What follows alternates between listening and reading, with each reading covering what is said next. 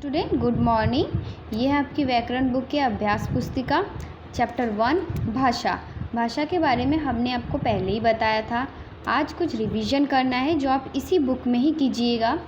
जैसे कि यहाँ पे पहले दिया हुआ है नाम, कक्षा, दिनांक। आप अपना यहाँ पे नाम लिखिएगा, कक्षा यानी क्लास एंड दिनांक यानी डेट जो रहेगा आप लिखिएगा। इसके बाद फर्स्ट आता है हमारा प्रश्नों के उत्तर। लिखो प्रश्नों के उत्तर हमारा क्या है, हम भाषा का प्रयोग क्यों करते हैं। भाषा का प्रयोग हम एक दूसरे को अपनी विचार को समझाने, अपनी बात को समझाने के लिए करते हैं। तो आप यहाँ पे उसका आंसर लिखिएगा, इसी बुक में कीजिएगा। नेक्स्ट है हम अपनी बात दूसरों को कैसे समझाते हैं। हम अपनी बात दूसरों को बोलकर या लिखकर समझाते हैं। नेक्स्ट है शादी के निमंत्रण पत्र पर भाषा के कौन से रूप का प्रयोग होता है। शादी के निमंत्रण पत्र पर भाषा के लिखित रूप का प्रयोग होता है। फिर है सेकंड नंबर, उचित शब्द लिखकर वाक्य को पूरा करो। लिखी हुई बात समझाते हैं पढ़कर या सुनकर। पढ़कर, जब कोई बात रहता है तो हम उसे पढ़कर दूसरों तक समझाते हैं, तो यहाँ पे लिखेंगे पढ़कर। बोलकर कही गई बात समझी जाती है, सुनकर या लिखकर।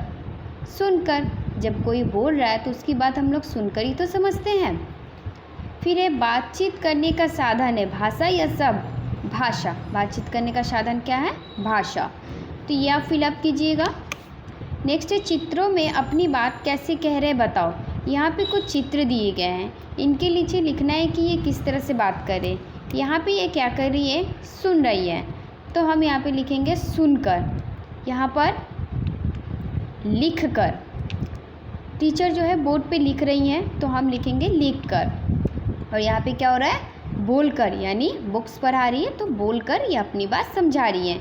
नेक्स्ट देखिए, नेक्स्ट भी हम यहाँ पे क्या हुआ, यहाँ पे बोलकर समझा रही है और इसमें क्या कर रही है, पढ़कर समझ रहा है, पढ़कर, और इसमें बोलकर। फिर नेक्स्ट हम समझेंगे, क्या समझेंगे, देखकर समझेंगे। यहाँ पर भी देखिए देखकर पढ़ रहे हैं और यहाँ पर बोलकर सुन रहे हैं, तो ये आप कीजिएगा। नेक्स्ट है आपका बड़ा भाई दूसरे शहर में रहता है, आप उसे लिखकर बताएं कि आप कक्षा में प्रथम आए हैं। यानी आपके जो ब्रदर है वो अब दूसरे शहर में रहते हैं, आप उन्हें लिखकर बताइए कि आप क्लास में फर्स्ट आए हैं। तो आप यहाँ पे लिखिएगा, खुद से वाक्य बनाइएगा। तो ये था हमारा चैप्टर 1। अब चैप्टर 2 भी देखिए। आपका चैप्टर 2 है वर्ण तथा वर्णमाला। इसमें भी आपको अपना नाम, कक्षा एंड दिनांक लिखिएगा। इसके बाद आप स्टार्ट कीजिएगा, प्रश्नों के उत्तर लिखो। वर्ण क्या है, वर्ण ध्वनियों को लिखने के लिए जिन चिन्हों का प्रयोग किया जाता है वे वर्ण कहलाते हैं, ये आप कीजिएगा। नेक्स्ट है क से ह तक के वर्ण स्वर है या व्यंजन। क्या है, क से ह तक के वर्ण स्वर है या व्यंजन, व्यंजन। हिंदी में कितने स्वर है, हिंदी में 11 स्वर है। अंग व आहा क्या कहलाते हैं, अंग व आहा अयोग वह कहलाते हैं, ये आप कीजिएगा। नंबर 2, सही उत्तर पर सही का निशान लगाओ। भाषा की सबसे छोटी इकाई शब्द, वर्ण या कोई नहीं। भाषा की सबसे छोटी इकाई वर्ण है। वर्ण के पास जो ये स्क्वायर है उस पर हम सही का चिन्ह लगाएंगे। हिंदी में व्यंजन है 4, 10 या 33। 33, तो 33 के पास हम सही का चिन्ह। हिंदी में संयुक्त व्यंजन है 2, 3 या 4। हिंदी में संयुक्त व्यंजन 4 है, छ, त्र, ज्ञ, श्र, ये 4 हमारा संयुक्त व्यंजन है।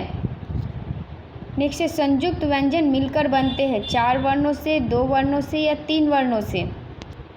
संयुक्त व्यंजन 2 वर्णों से मिलकर बनते हैं, तो 2 के पास जो स्क्वायर है उसके हम सही का निशान लगाएंगे। नेक्स्ट देखिए, नेक्स्ट आपका सही शब्द लिखकर रिक्त स्थानों को भरो। यानी ध्वनि के लिखित रूप को क्या कहते हैं, हम ध्वनि के लिखित रूप को चिन्ह कहते हैं। नेक्स्ट है वर्ण कितने प्रकार के होते हैं, वर्ण 2 प्रकार के होते हैं, स्वर और व्यंजन। फिर है हमारा अंग, आहा व आ कहलाते हैं क्या, अयोग वह। 2 वर्णों के मेल से शब्द व्यंजन बनते हैं, तो ये खाली स्थान है। नेक्स्ट है हमारा संयुक्त व्यंजन पर सर्कल कीजिए। संयुक्त व्यंजन है मेरा छ इस पे सर्कल कीजिएगा। ई ओ प में त्र है हमारा संयुक्त व्यंजन, ज्ञा है हमारा संयुक्त व्यंजन, यानी छ त्र ज्ञा ये तीनों हमारा संयुक्त व्यंजन है। नेक्स्ट 5 नंबर में स्वर व व्यंजन को अलग अलग लिखो। यहाँ पे 2 बॉक्स दे दिए हैं, स्वर और व्यंजन। इनमें से क्या क्या स्वर है आप यहाँ पे लिखिएगा और क्या क्या व्यंजन है वो आप यहाँ पे कीजिएगा। तो इन लोग को आप अपने इसी बुक में ही कीजिएगा। Thank you.